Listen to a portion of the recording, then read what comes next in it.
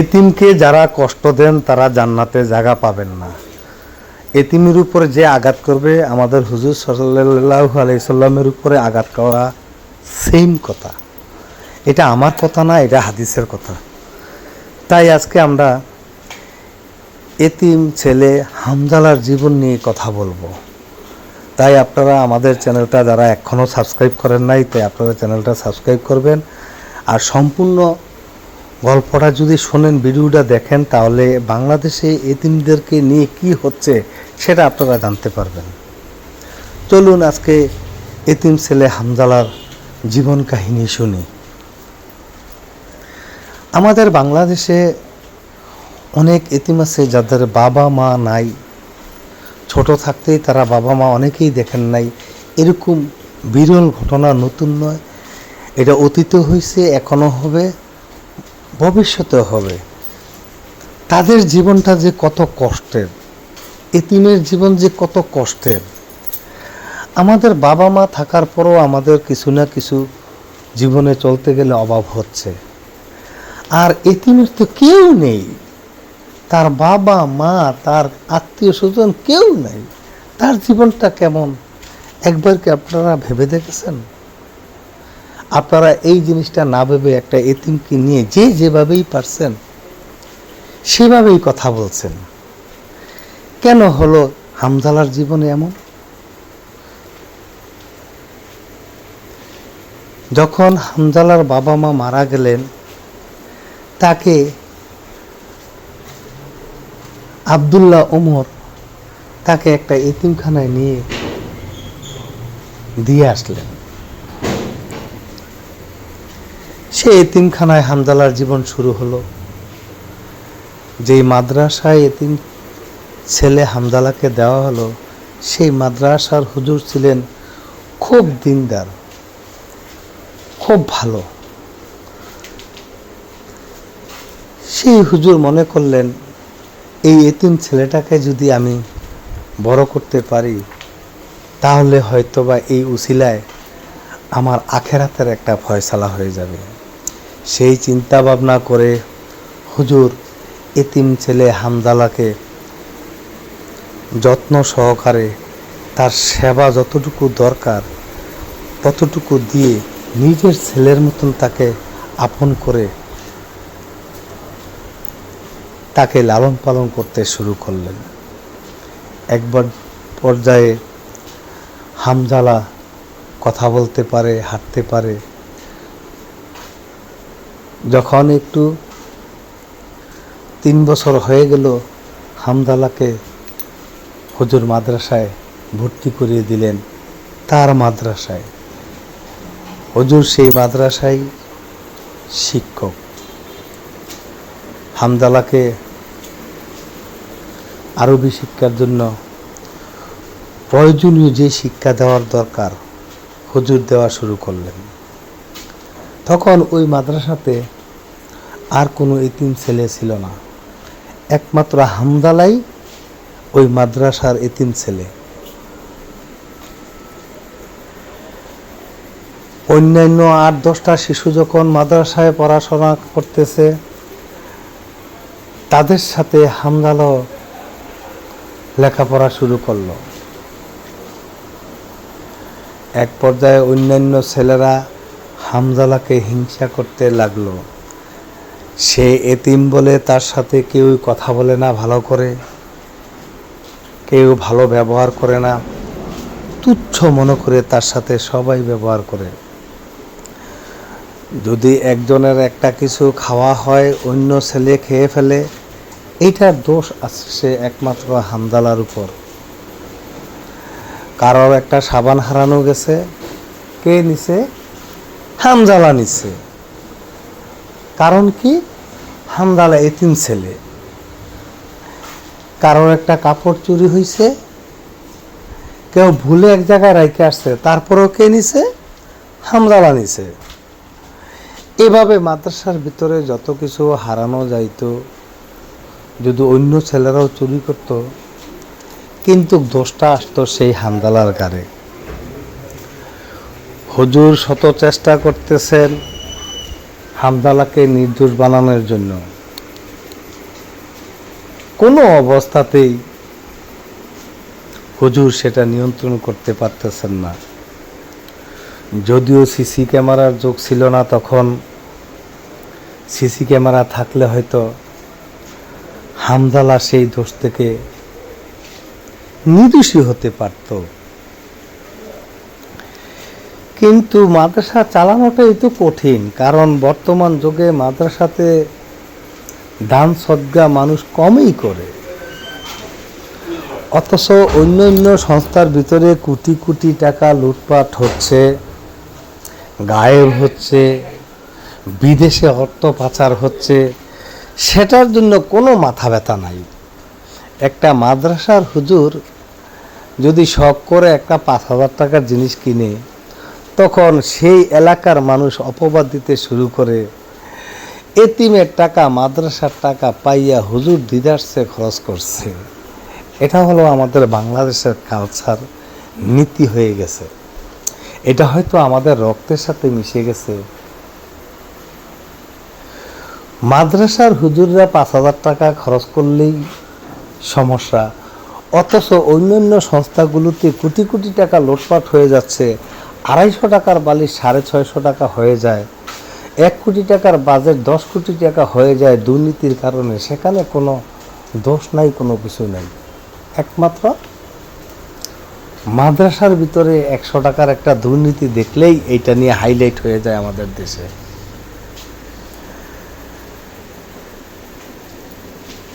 তখন মাদ্রাসা চালাতেই হুজুরের কষ্ট হয়ে যাচ্ছে, সব বাচ্চাদের খরচ জোগাতে, মাদ্রাসার খরচ জোগাতে।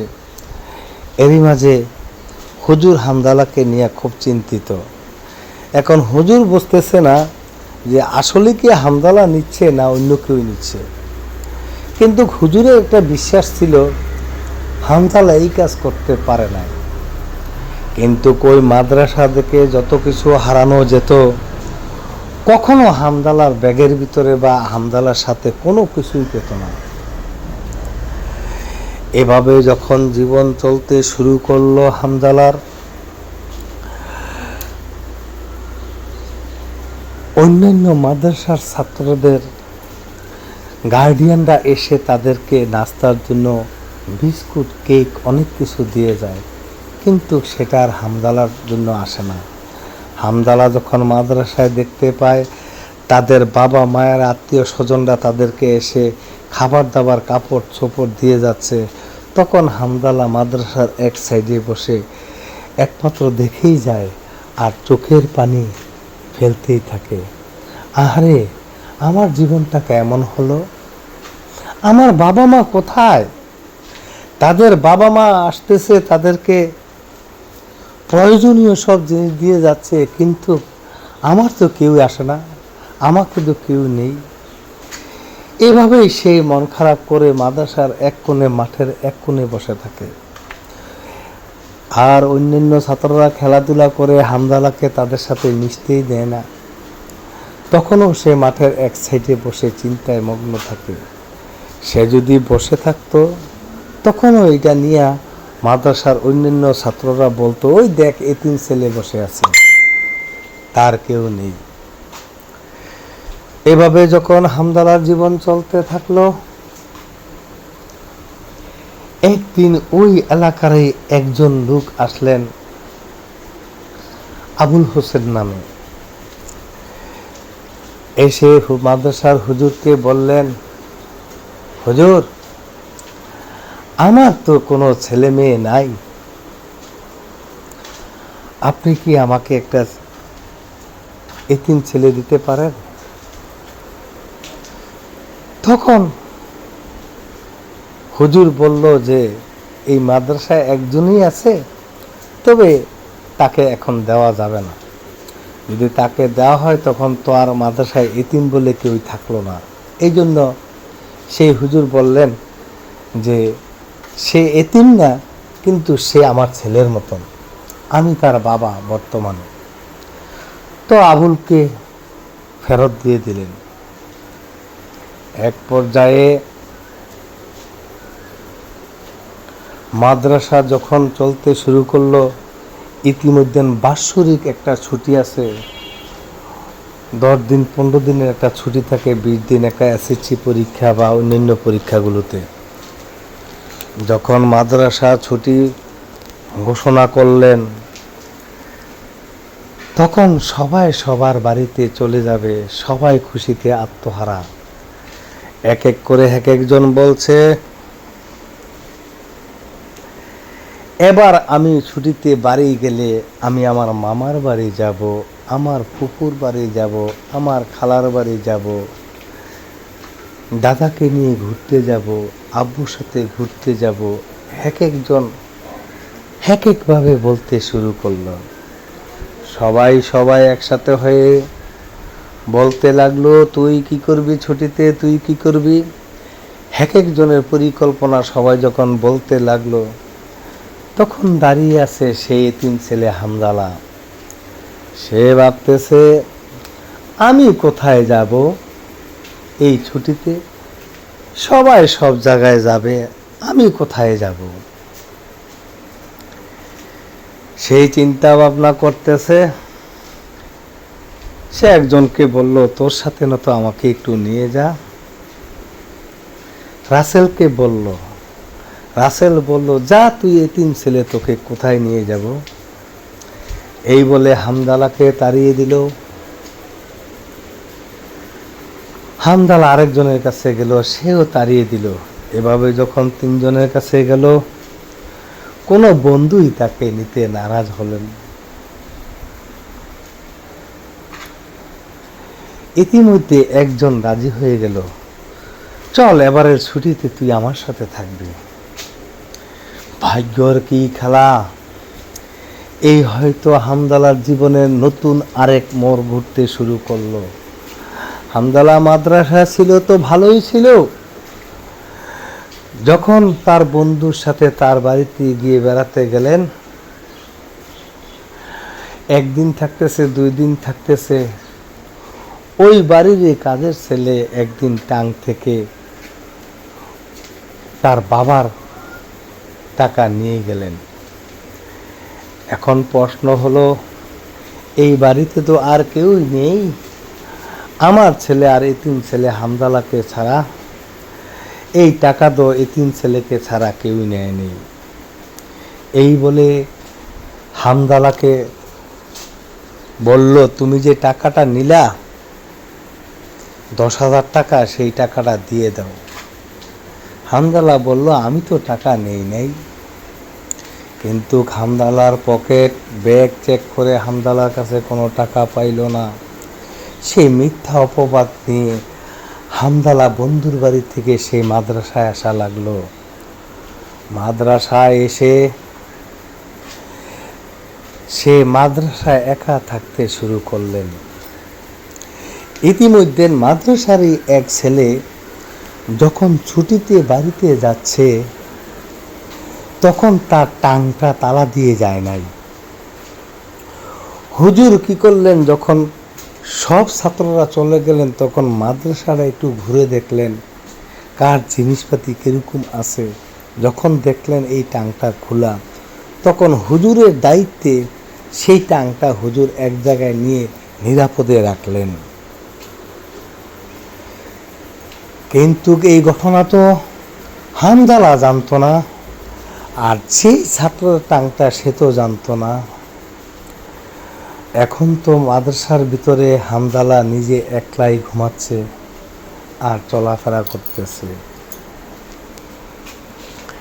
সেই দীর্ঘদিন যখন বন্ধ মাদ্রাসা চলছে, তখন মাদ্রাসায় একা একা একাকিত্ব জীবনযাপন করছে হামদালা। কেন ওই এলাকায় কি কোনো বিত্তবান ছেলে, কোনো লোক ছিলেন না হামদালাকে রাখার মতন? কেন এতিমের উপর এত অত্যাচার, এত অমানবিক? ওরা কি মানুষ না? যখন মাদ্রাসা বন্ধ, ছুটি শেষ হয়ে গেল, তখন একে একে সবাই মাদ্রাসা আসতে শুরু করলো। সবাই মাদ্রাসায় এসে বলতে লাগলো, কে কি করছে। সবাই তখন কল্পনার মাধ্যমে, কল্পনার সাগরে ভেসে সবাইকে সবার বন্ধের সেই আনন্দের কথাগুলা বলতে লাগলো। আর সেই এতিম ছেলে হামজালার চোখ থেকে পানি পড়তে লাগলো। আহারে জীবন, এত কষ্ট কেন? এতিমের জীবনে এত কষ্ট কেন? কারণ এতিমের পাশে তো সবাই থাকার কথা ছিল। যখন হাদিসে বর্ণিত আছে এতিম ছেলের যারা দেখবে তাদেরকে আল্লাহ পাক নিজেই দেখবেন, তাদের জিম্মাদার হুজুর সাল্লাল্লাহু আলাইহি সাল্লাম হয়ে যাবেন। কারণ আমাদের মহানবী হযরত মুহাম্মদ সাল্লাল্লাহু আলাইহি সাল্লাম ছিলেন একজন এতিম। তাই এতিমকে যে আদর করবেন তার পাশে আমাদের মুহাম্মদ সাল্লাল্লাহু আলাইহি সাল্লাম থাকবেন, এটা হাদিসে উল্লেখিত আছে। এই কথা জেনে শুনেও আমরা কেন এতিমকে অবমাননা করি, তুচ্ছ মনে করি? আমাদের কি জ্ঞান বুদ্ধি আর কখনো হবে না? একে একে সবার সেই ছুটির বর্ণনা যখন দিতে শুরু করলো, সবাই সবারটি বলল, কিন্তু হামজালা কিছুই বলতে পারল না। সেই এক মিথ্যা অপবাদ নিয়ে মাদ্রাসায় আসলো। তখন যেই ছেলের টাংটা হুজুর নিজেই রেখেছিলেন, সেই ছেলে আইসা যখন তার টাংটা পাচ্ছে না, তখন সাথে সাথে বলে উঠল, আমার টাংটা হামজালা চুরি করছে। এই বলে কয়েকজন বন্ধু বান্ধব এসে হামজালাকে টর্চার করতে লাগলো। তুই চোর, তুই অমুকের বাড়ির টাকা চুরি করেছস, আবার আমার টাংটা তুই চুরি করছস। কিন্তু হামজালা বারবার বলতে লাগলো, না না না, আমি তোর টাং নেই নাই। কিন্তু কোনো অবস্থাতে হামজালা প্রমাণ করতে পারতেছে না যে সে তার টাংটা নেয় নাই। আবারও হামজালার জীবনে আরেকটি চুরির অপবাদ চলে আসলো। তখন সবাই যখন হামজালাকে টর্চার করতে লাগলো, ইতিমধ্যে হঠাৎ করে হুজুর চলে আসলেন। এসে বললেন, এই এখানে কি হয়েছে? তখন হারিয়ে যাওয়া টাঙ্কের যেই ছাত্র, সে বলতে লাগলো, হুজুর,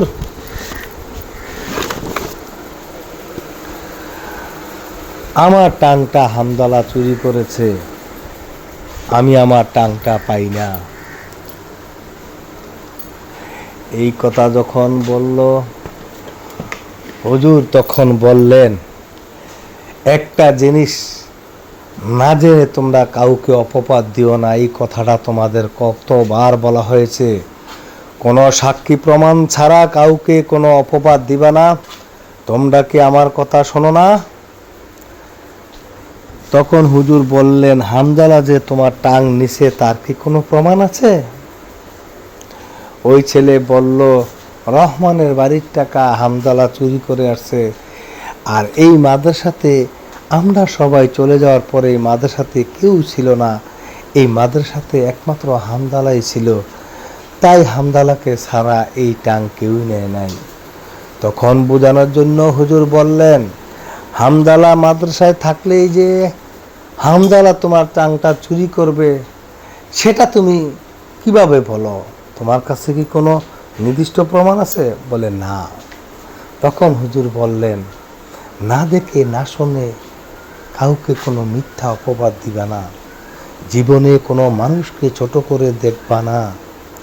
কারণ তুমি যদি মানুষকে ছোট করে দেখো, মানুষ হচ্ছে সৃষ্টির সেরা জীব, আশরাফুল মাখলুকাত। মানুষকে ছোট করে দেখাটা আল্লাহ পাক নিজেই সেটা সহ্য করেন না। যেই জিনিস আল্লাহ পাক সহ্য করেন না, সেই জিনিস তোমরা কখনো করবে না। তুমি তোমার টাংটা না তালা দিয়ে তোমার টাংটা এখানে ফেলে তুমি চলে গেছিলে। যখন আমি মাদ্রাসায় প্রবেশ করে দেখলাম, তাই তোমার টাংটা আমি হেফাজতে রাখছি। এই হচ্ছে তোমার টাং। আর জীবনে কাউকে কোনো মিথ্যা অপবাদ দিবে না। এই বলে যতক্ষণ সতর্ক করে দিলেন, তখন সবাই সবার মতন লেখাপড়া করতে লাগলেন। কিন্তু সেই অপবাদ একের পর এক হামদালাকে দিতে লাগলেন। তখন হুজুর চিন্তা ভাবনা করলেন যে কি করা যায়। তখন চিন্তা ভাবনা করে দেখলেন যে একজন তো দত্ত হিসেবে হামদালাকে নিতে আসলেন, নাকি তার কাছে দিয়ে দিব। যখন ওই লোকটা আবারও আসলেন, বললেন, হুজুর আপনি এতিম ছেলে হামদালাকে আমাকে দিয়ে দেন, আমি তাকে পড়াবো। তখন হুজুর বললেন, তার কি সবসময় সব খোঁজকাজ দিবেন, তার কোনো কিছুর অভাব হবে না তো? তখন সে বলল, আমার কিসের অভাব, আমার তো জায়গা সম্পত্তি টাকা পয়সা অনেক আছে, কোনো কিছুর অভাব হবে না। তখন সেই বলে হুজুর বললেন, একটা শর্ত আছে, আপনি হামদালাকে লেখাপড়া করাবেন। তখন সে বলল, জি করাবো। এই বলে হামদালাকে নিয়ে গেলেন। উনি নিয়ে যাওয়ার পর আরেক মর্মান্তিক জীবন শুরু হয়ে গেল হামদালার। বাড়িতে নেওয়ার পর বাড়ির প্রয়োজনীয় কাজ, কৃষি কাজ, ঘরের রং করা সব কাজ হামদালাকে দিয়ে করানো শুরু করলো। এক সপ্তাহ থাকার পর হামদালা তখন সে মনে করলো, এখানে থাকলে তো আমার লেখাপড়া তো হবে নাই, আমার এখানে কাজ করতে হবে। তখন সে ওই বাড়ি থেকে চলে গেলেন। ইতিমধ্যে ওই বাড়ির ওনার ব্যবসার জন্য 50,000 টাকা এক জায়গায় রেখেছিলেন। হামদালাও চলে গেল, কিন্তু ওই টাকাটাও উনি পায় না পেয়ে বুঝতে পারলেন যে এই হামদালাই নিয়ে গেছে। তখন উনি আবার মাদ্রাসায় চলে গেলেন, গিয়ে বললেন, হুজুর হামদালা আমার 50,000 টাকা নিয়ে চলে আসলো। হুজুর হামদালাকে বললেন, তুমি কি টাকা আনছো? হামদালা বলে, না। কোনো অবস্থাতে রাজি করতে পারলেন না, কিন্তু কমিটি বসে সিদ্ধান্ত নিলেন ওই লোকের 50,000 টাকা মাদ্রাসা কমিটি দিয়ে দিবে। ইতিমধ্যে যখন সিদ্ধান্তর পর তখন আসল ধরা খাইল। ওই লোকের বাড়ির ছোট ভাই তার টাকাটা নিয়ে গেছে। যাক, ওই কথা প্রমাণ হইল হামদালা নেয় নাই। তখন হামদালা আবারও মাদ্রাসায় চলতে লাগলেন। যখন ওই টাকার অপবাদ আবারও হামদালার উপরে চলে আসলো, তখন হামদালা মনে করলেন এই জীবন রাখার তো আর দরকার নাই। তখন হামদালা ওই মাদ্রাসা থেকে বাইরে হয়ে চলে গেলেন। চলে যেয়ে যখন রাস্তা দিয়ে যাইতেছে, তখন এক গাড়িওয়ালা দেখে হামদালাকে নিয়ে গেল। এই হামদালাতে গাড়িতে যাওয়ার আগেই পেটের খিদায় যখন হামদালা খেতে পারে না, তখন হোটেলের সামনে যেয়ে দাঁড়িয়ে থাকে, কাউকে বলে, আমাকে একটা রুটি দেন, আমার পেটের খিদা, আমার কাছে কোনো টাকা নাই। কেউ দিল না, তাকে তুচ্ছ করে ধাক্কা দিয়ে ফেলে দেয়। যার কাছে যায় সবাই তাকে অপবাদ দেয় যে চোর, তাকে কোনো খানা দেয় না, এতিম বলে খানা দেয় না, সবাই সরিয়ে দিল। তখন এক পর্যায়ে এক ট্রাকের সামনে গেল। তখন ট্রাকের ড্রাইভার বললেন, তুই আমার সাথে গেলে আমার ট্রাকের হেল্পারি করতে হবে, যাবি? তখন বলল, কিতা, হ্যাঁ যাব। তখনই এক হতদরিদ্র এক ছেলে এসে ট্রাকের ড্রাইভারের কাছে টাকা চাইলেন। ট্রাকের ড্রাইভার দিলেন না। ওই ছেলেটা বলল, আমার ভাই হাসপাতালে, আমাকে কিছু টাকা সাহায্য করেন। তখন না দেওয়ার কারণে হামদালা বলল, আপনার কাছে তো কিছু টাকা আছে, আপনি তো তাকে যদি কিছু টাকা দেন তাহলে তো তার ভাইয়ের চিকিৎসাটা হবে। তখন ড্রাইভার বললেন, চুপ থাক, তুই দে। তখন হামদালা বলল, আমার কাছে যদি থাকতো তখন আমি ওই টাকাটা দিতাম। এই বলে হামদালা বললেন, গাড়ির ড্রাইভারের সাথে কাজ করতে লাগলেন। ইতিমধ্যে গাড়ির ড্রাইভারের কাছ থেকে চোরের অপবাদ নিয়ে হামদালা চলে যেতে হলো। এক পর্যায়ে হামদালা যে যখন রাস্তার ভিতরে কান্নাকাটি করছে, তখন এক লোক মনে করছিল হামদালা যে এবার হয়তো আমার একটা গতি হবে। তখন এক লোক আসলেন। যখন হামদালা এক জায়গায় বসে কাঁদতেছে, তখন একজন এসে হামদালার পিঠের উপরে হাত দিলেন। তখন হামদালা মনে করলেন, এই বুঝি আমার জীবনে একজন আশ্রয়দাতা চলে আসলেন। কিন্তু সে বলল, তোমার কি হয়েছে বাবু? বলল, আমার কেউ নেই, আমি এতিম। কয়, তাহলে আমার সাথে যাবা? তখন হামজালা বলল, জি আমি যাব। সেই বলে সে ওই লোকের সাথে গেলেন। ওই লোকে বলল, আমি একটা কাজ দিলে করতে পারবে? বলে, হ্যাঁ আমি পারবো।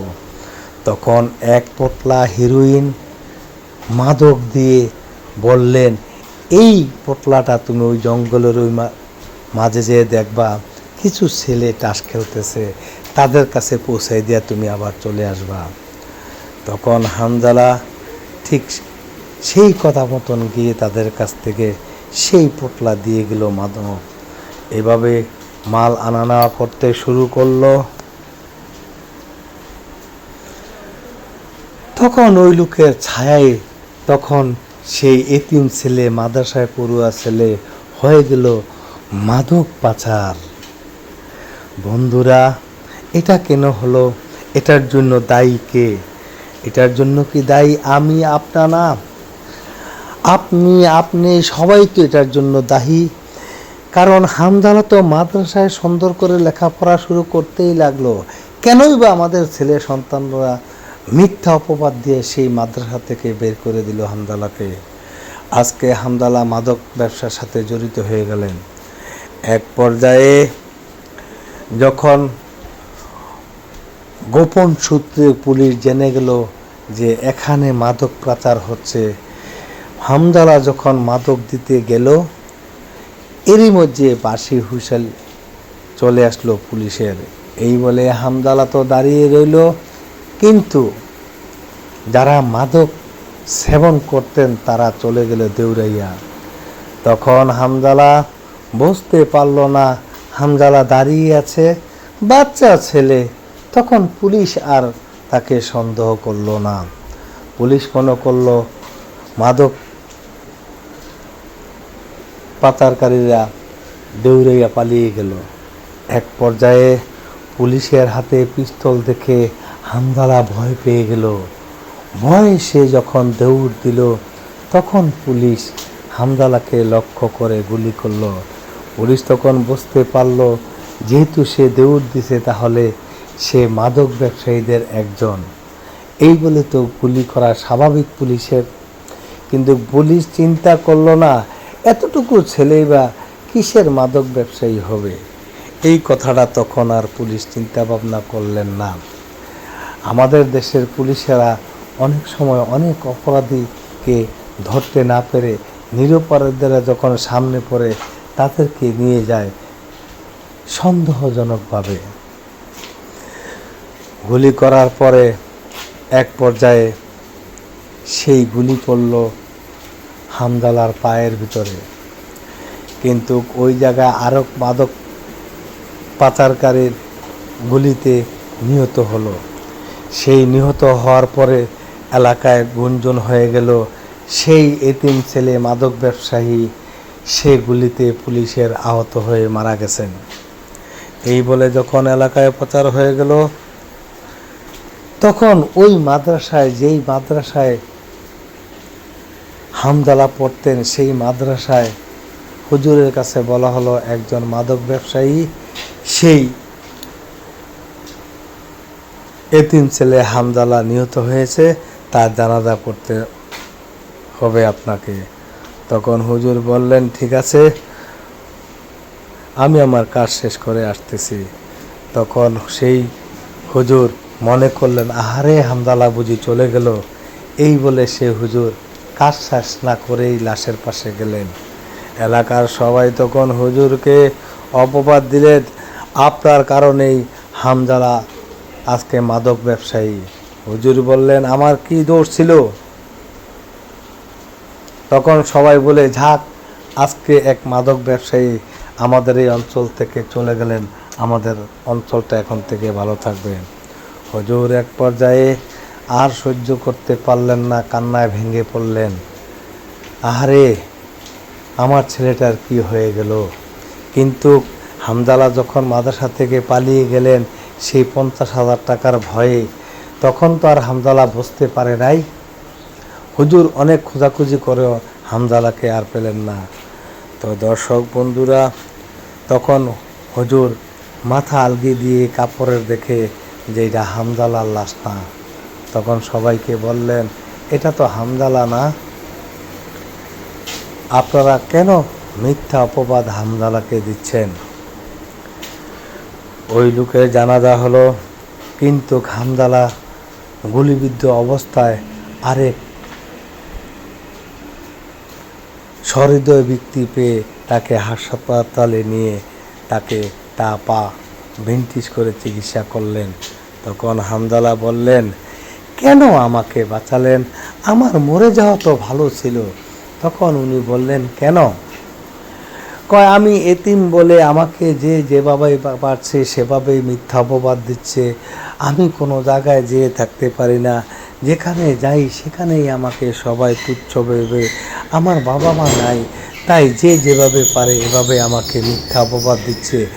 এই মিথ্যা অপবাদ থেকে বাঁচার জন্য আমার মরে যাওয়া তো ভালো। এই কথা যখন বলতে শুরু করলেন, তখন ওই লোক বললেন, সবাই তোমাকে মিথ্যা অপবাদ দিল, আমি তো তোমাকে কোনো মিথ্যা অপবাদ দিচ্ছি না। আমি চাই তুমি এই দুনিয়াতে বেঁচে থাকো। তুমি আবারও প্রমাণ করে দাও যে তুমি কোনো মাদক ব্যবসায়িক না, তুমি কোনো চোর না, তুমি একজন সৎ ছেলে। এই কথা বলে উনি যখন বললেন, আমি তোমাকে আবার বাঁচাতে চাই, তখন হামজালা বলে, আমার আর বেঁচে থাকার কোনো স্বপ্ন নাই, আমাকে মরে যাওয়াই ভালো। তো দর্শক বন্ধুরা, আমি আপনাদের কাছে একটা প্রশ্ন রাখতে চাই, এরকম হামজালার জীবনের মতো যাতে আর কোনো হামজালার জীবন না হয়, কোনো এতিম ছেলের জীবন না হয়, এজন্য আপনাদের কাছে আমাদের চ্যানেলের পক্ষ থেকে অনুরোধ থাকবে, আপনার আশেপাশে যত এতিম ছেলে আছে, অসহায় ছেলে আছে, আপনারা তাদের পাশে দাঁড়ান, তাদেরকে সাহায্য সহযোগিতা করুন, তাদেরকে আর যাতে মিথ্যা অপবাদ নিয়ে অবহেলার জীবনযাপন যাতে করতে না হয় তার পাশে দাঁড়ান। আপনারা যদি আপনার এলাকার সেই অসহায়দের পাশে না দাঁড়ান, এতিমদের পাশে না দাঁড়ান, তাহলে আখেরাতে সেই এতিমের প্রতি অবিচারের কারণে আপনারা কাঠগড়ায় দাঁড়াতে হবে, আপনারা রেহাই পাবেন না। আমাদের এলাকাতে যেসব এতিমরা অসহায়ভাবে জীবনযাপন করছে, যদি এদের পাশে যদি আপনারা না দাঁড়ান, তাহলে আপনারা কোনো দিন এই দুনিয়াতেও শান্তি পাবেন না, আখেরাতেও শান্তি পাবেন না। এর জবাবদাহিতা একদিন না একদিন আল্লাহর কাছে আপনাদেরকে দিতে হবে। স্বয়ং নবী করিম হুজুর পাক সাল্লাল্লাহু আলাইহি সাল্লাম যখন আপনাদের নামে যখন সাক্ষী দিবে যে আপনারা এতিমের হক নষ্ট করেছেন, এতিমকে আপনারা বাঁচতে দেন নাই, এতিমের প্রতি জুলুম করছেন, ওই দিন আপনারা সেই সাক্ষীতে আপনারা ধরা হয়ে যাবেন। আপনারা যত আমলই করেন না কেন, যত কিছুই করেন না কেন, আপনারা এতিমের প্রতি অবিচারের কারণে একদিন আপনারা ধরা খেয়ে যাবেন। এই ধরা খাওয়া থেকে যদি বাঁচতে চান, তাহলে এতিমের পাশে দাঁড়ান, এতিমকে সাহায্য করুন, এতিমকে সহযোগিতা করুন। আপনার নিজের ছেলেকে যেরকম দেখবেন, একটা এতিম ছেলেকেও সেরকম দেখবেন। যদি এরকম দেখেন, তাহলে দুনিয়াতে এবং আখেরাতে আপনারা শান্তি পাবেন। তাই দর্শক বন্ধুরা, এই এতিম ছেলে হামজালার জীবনটা কেমন লাগলো আপনারা অবশ্যই কমেন্টে উল্লেখ করবেন। এরকম গল্প শুনতে বাস্তব থেকে আমাদের চ্যানেলের সাথে থাকুন, সাবস্ক্রাইব করে। এক্ষুনি আমাদের চ্যানেলটা সাবস্ক্রাইব করে আমাদের পাশেই থাকুন। আল্লাহ হাফেজ।